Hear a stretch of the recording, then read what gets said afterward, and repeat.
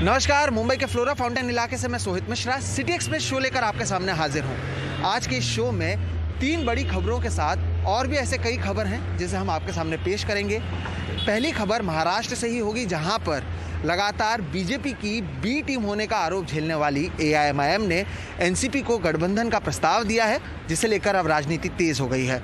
तो वहीं दूसरी खबर कर्नाटक से, जहां पर बस ड्राइवर के संतुलन खोने की वजह से 5 लोगों की मौत हो गई और कई लोग गंभीर रूप से घायल हो गए हैं। पंजाब की भी खबर है, जहां पर नई सरकार में कैबिनेट मंत्रियों ने आज शपथ लिया और पहले ही कैबिनेट बैठक में 25,000 नौकरियों की बरसात कर दी गई। ਹਰਭਜਨ ਸਿੰਘ ਈਸ਼ਵਰ ਦੀ ਸਹੁੰ ਚੁੱਕਦਾ ਹਾਂ। 25,000 ਸਰਕਾਰੀ ਨੌਕਰੀਆਂ ਉਹਦਾ ਜਿਹੜਾ ਏਜੰਡਾ ਉਹ ਜਿਹੜਾ ਕੈਬਨਿਟ ਦੇ ਵਿੱਚ ਅੱਜ ਪਾਸ ਹੋਇਆ ਹੈ। ਜਿੰਨੀਆਂ ਵੀ ਨੌਕਰੀਆਂ ਮਿਲਣਗੀਆਂ ਉਹ ਡਿਗਰੀ ਮੁਤਾਬਕ ਮਿਲਣਗੀਆਂ। ਜਿਹੜਾ ਜਿੰਨਾ ਪੜਿਆ ਹੋਇਆ ਹੈ, ਜਿਹਨੇ ਜਿੰਨੀ ਵੱਡੀ ਡਿਗਰੀ ਲਈ ਹੈ ਉਹਨੂੰ ਓਡੀ ਵੱਡੀ ਨੌਕਰੀ ਮਿਲੂ। ਕੋਈ ਭੇਦਭਾਵ ਜਾਂ ਕੋਈ ਸਿਫਾਰਿਸ਼ ਜਾਂ ਰਿਸ਼ਵਤ नहीं चलूगी। पंजाब के नए मुख्यमंत्री भगवंत मान की पहली कैबिनेट बैठक में 1 महीने में 25,000 सरकारी नौकरियां निकालने का फैसला लिया गया। इनमें 10,000 नौकरियां पंजाब पुलिस में, जबकि बाकी 15,000 अन्य विभागों में निकालने का फैसला लिया गया। पंजाब में बेरोजगारी सबसे बड़ा मुद्दा है, जिसके समाधान का वादा आम आदमी पार्टी ने चुनाव के दौरान किया था। ये किस तरह से लागू होगा ये फैसला, किस तरह से नौकरियां लोगों को मिलती हुई दिखाई देंगी, इस पर हमें आगे नज़र रखनी होगी। क्योंकि जो सरकारी नौकरी का जो फैसला होता है, सरकारें कर तो लेती हैं, लेकिन इसका जो प्रोसेस होता है कई बार वो इतना ज़्यादा स्लो हो जाता है कि लोगों को फ़ायदा मिलते मिलते, नौकरी मिलते मिलते बहुत देर लग जाती है। पहली कैबिनेट बैठक में जो फैसला किया गया है ये सही दिशा में उठाया गया एक कदम है, लेकिन और अच्छी बात तब होगी जब ये सही तरीके से लागू भी हो जाए। इससे पहले भगवंत मान सरकार की कैबिनेट ने शपथ ली। दिड़बा से विधायक और नेता विपक्ष रहे हरपाल सिंह चीमा, मलौट से विधायक और नेत्र रोग विशेषज्ञ डॉक्टर बलजीत कौर, जंडियाला से जीतने वाले हरभजन सिंह ETO, मानसा से विधायक और डेंटिस्ट डॉक्टर विजय सिंगला, बरनाला से लगातार दूसरी बार विधायक गुरमीत सिंह मीथेर, आनंदपुर साहिब से विधायक, London school of economics and political science से पढ़े 31 साल के हरजोत सिंह बैंस, भोवा से विधायक लालचंद कटारूचक, अजनाला से विधायक कुलदीप सिंह धालीवाल, पट्टी से पहली बार जीते लालजीत सिंह भुल्लर और होशियारपुर के विधायक ब्रह्मशंकर जिम्पा को मंत्री पद की शपथ दिलाई गई। बहुत ही बड़ी जिम्मेदारी है। 2011 से जो सफर शुरू हुआ था, पहले अन्ना आंदोलन, फिर आम आदमी पार्टी, और सबसे बड़ी मुझे खुशी इस बात की है कि आम आदमी पार्टी से पहले, अरविंद केजरीवाल जी से पहले लोग ये कहना शुरू हो गए थे कि राजनीति से देश नहीं बदल, राजनीति से युवाओं का भरोसा उठ चुका था, पर अरविंद केजरीवाल वो शख्स हैं जिन्होंने दोबारा युवाओं का भरोसा राजनीति में जताया। देखिए, मैं तो पहले भी लोगों का सेवक था, आज भी सेवक हूँ, सेवक बन के ही सेवा करूंगा। सबसे पहले प्राथमिकता तो हमारे साथियों की यही है कि हम लोगों के काम करें और जो वादे हमने किए हैं उन वादों को हम पूरा निभाएं, 100% पूरा करें। कुल 10 मंत्रियों में से 5 मालवा, 4 माझा और 1 दोआबा से हैं। 10 मंत्रियों में से केवल 1 महिला मंत्री हैं। 2 विधायक दूसरी बार विधायक बने हैं, जबकि 8 पहली बार विधायक बनकर मंत्री बने हैं। इस कैबिनेट में 31 साल से लेकर 60 साल तक के मंत्री शामिल हैं। मुख्यमंत्री समेत इस मंत्रिमंडल की औसत उम्र 47 वर्ष है। हालांकि भगवंत मान मंत्रिमंडल में जो नाम शामिल नहीं हो सके वो ज्यादा चौंकाने वाले हैं, लेकिन मंत्रिमंडल में अभी 7 और मंत्रियों की जगह खाली बची है।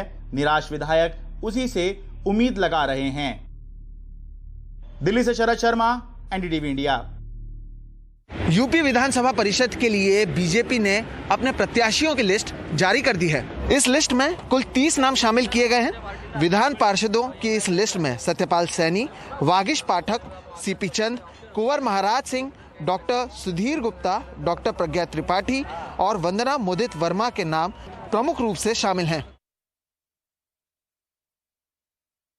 लगातार बीजेपी की बी टीम होने का आरोप झेलने वाली AIMIM ने महाराष्ट्र सरकार में शामिल एनसीपी को गठबंधन करने का प्रस्ताव दिया है। AIMIM पर लगातार आरोप लगता रहा है कि उसके वजह से बीजेपी को फायदा होता है, तो वहीं अब पार्टी का कहना है कि गठबंधन करना है या नहीं, इसका फैसला अब एनसीपी को करना है। तो वहीं इस पूरे मामले में अब राजनीति भी तेज हो गई है। एनसीपी नेता और कैबिनेट मंत्री राजेश टोपे की AIMIM सांसद इम्तियाज जलील के साथ मुलाकात के बाद इम्तियाज जलील ने बताया कि उन्होंने एनसीपी को गठबंधन का प्रस्ताव दिया है। अब इसका फैसला एनसीपी को करना है। कहीं पर भी कोई भारतीय जनता पार्टी जीत कर आती है तो उसका ठिकड़ा जो है वो हमारे ऊपर फोड़ा जाता है। तो राष्ट्रवादी कांग्रेस के एक मंत्री को मैंने ये प्रस्ताव दिया कि ये बार बार जो हमारे ऊपर रोया जाता है कि एमआईएम की वजह से बीजेपी जीत गया, एमआईएम बी टीम है, तो मैंने उनको प्रस्ताव दिया कि मैं बोला चलिए हम आपके साथ आ जाते हैं, तो एक मर्तबा के लिए खत्म ही हो जाएगा मामला। गठबंधन के प्रस्ताव को एनसीपी के साथ महाविकास आघाड़ी में शामिल शिवसेना ने नकार दिया। एमआईएम और उनके नेता और बीजेपी के साथ एक सीक्रेट अलायंस है। यूपी में आपने देखा होगा, तो जो ऑलरेडी बीजेपी के साथ सीक्रेट अलायंस में है उनके साथ हम दूर से ही उनको नमस्कार करते हैं। बात ऐसी है, महाराष्ट्र में 3 पार्टी की सरकार है, शिवसेना, कांग्रेस और राष्ट्रवादी कांग्रेस पार्टी। चौथा उसमें कोई नहीं आएगा। 2019 के लोकसभा चुनावों में AIMIM ने प्रकाश अंबेडकर के साथ मिलकर चुनाव लड़ा था, जिसका असर कांग्रेस और एनसीपी पर पड़ा था। महाराष्ट्र लोकसभा की 48 सीटों में से AIMIM 1 सीट ही जीती, जबकि एनसीपी को 4 और कांग्रेस को बस 1 सीट मिली। नांदेड़, सोलापुर, हाथकणंगले, परभणी, बीड़, सांगली, गढ़चिरौली, यवतमाल सीटों पर कांग्रेस एनसीपी गठबंधन को AIMIM से नुकसान हुआ। कई सीटों पर AIMIM को 1 लाख से ज्यादा वोट मिले, जिसका फायदा बीजेपी को हुआ। एनसीपी किसी भी गठबंधन से इंकार कर रही है। महाराष्ट्र और यूपी में हमने देखा कि क्या हुआ। पता चलता है कि कौन किसकी बी टीम है। अगर AIMIM बी टीम नहीं है तो फिर औरंगाबाद महानगर पालिका में दिख जाएगा कि AIMIM बीजेपी को जिताना चाहती है या हराना। बीजेपी ने इस गठबंधन के प्रस्ताव पर हिंदुत्व को मुद्दा बनाकर शिवसेना को घेरने की कोशिश की। लोगों का विश्वास मोदी जी पर है। लोग मोदी जी को देखकर हमको वोट करते हैं, हमारे काम को देखकर वोट करते हैं।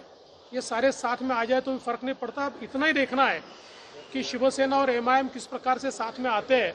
मुझे लगता है वैसे भी शिवसेना ने अजान स्पर्धा शुरू कर दी है, जनाब बाला साहब ठाकरे कहना शुरू कर दिया है, तो शायद आ भी सकते हैं। महाराष्ट्र में अगले कुछ महीनों में होने वाले महानगर पालिका चुनावों से पहले गठबंधन की राजनीति एक बार फिर से तेज हो गई है।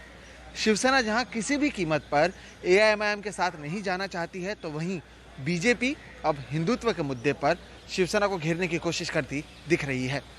मुंबई से कैमरा पर्सन राजेंद्र दयालकर के साथ सोहित मिश्रा, NDTV इंडिया।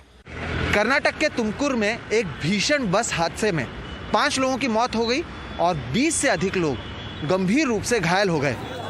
घायलों को अस्पताल में भर्ती कराया गया है। पुलिस का कहना है कि बस चालक के नियंत्रण खोने के कारण यह हादसा हुआ।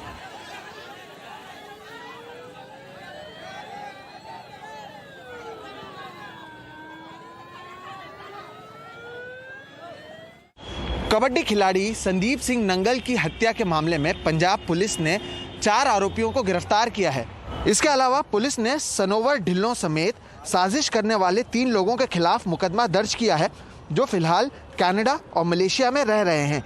पंजाब DGP कार्यालय से दी गई जानकारी के मुताबिक सनोवर ने एक कबड्डी फेडरेशन बनाई थी और वो चाहता था कि कबड्डी के बड़े खिलाड़ी उसके फेडरेशन में आए, जिसमें उसे संदीप सिंह अपनी राह का रोड़ा नजर आ रहा था।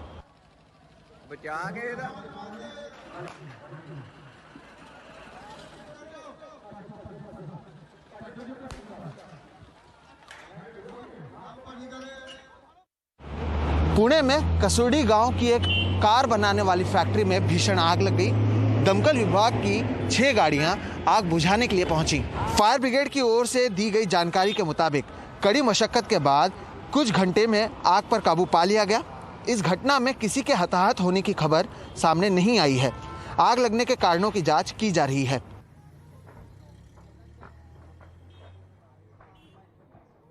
गृह मंत्री अमित शाह ने आज जम्मू में केंद्रीय रिजर्व पुलिस बल के 83वें स्थापना दिवस में हिस्सा लिया। अमित शाह ने इस मौके पर जवानों के परेड की सलामी ली और कहा कि CRPF ने गलवान घाटी में चीन की सेना को सबक सिखाया था। पूरा देश इसकी सराहना करता है और अगर मौजूदा वक्त की तरह ही CRPF ने जम्मू कश्मीर में शांति बहाल रखा तो मुमकिन है कि आने वाले कुछ साल में यहाँ CRPF की ज़रूरत ही न रहे। शाह ने उम्मीद जताते हुए कहा कि बाकी राज्यों की तरह जम्मू कश्मीर के निष्पक्ष चुनाव में भी सीआरपीएफ अपनी जिम्मेदार भूमिका अदा करेगी। ऐसा पहली बार है जब सीआरपीएफ का स्थापना दिवस दिल्ली से बाहर मनाया गया। केंद्रीय रिजर्व पुलिस बल के कीर्ति चक्र से सम्मानित श्री चेतन कुमार चीता, कमांडेंट श्री राहुल माथुर, सुश्री ए अनीता चानू, सुश्री जिस प्रकार से मोदी जी के प्रधानमंत्री बनने के बाद कश्मीर माओवादी क्षेत्र और उत्तर पूर्व में जिस दृढ़ता के साथ सीआरपीएफ ने काम शुरू किया है, मुझे विश्वास है कि कुछ ही सालों के अंदर ये तीनों क्षेत्र के अंदर शायद सीआरपीएफ को बहाल करने की जरूरत ही न हो। चिर शांति का एक साम्राज्य तीनों क्षेत्र में हम बना पाएंगे, इसका मुझे विश्वास है। श्रीनगर लेह राजमार्ग पर जोजिला दर्रे को एक बार फिर से खोल दिया गया है। अब यहां से रक्षा वाहनों की आवाजाही हो पाएगी। सीमा सड़क संगठन की ओर से बताया गया कि जोजिला दर्रे का ये दुर्गम रास्ता मात्र 73 दिन के रिकॉर्ड वक्त में खोला गया है। बीआरओ के महानिदेशक ने बताया कि पहले लद्दाख 6 महीने के लिए भारत और दुनिया के बाकी हिस्सों से कट जाता था, लेकिन पिछले साल 110 दिन में ये रास्ता खोला गया था, जिसे और घटाकर इस बार सिर्फ 73 दिन के रिकॉर्ड समय में जोजिला दर्रे का रास्ता खोल दिया गया है।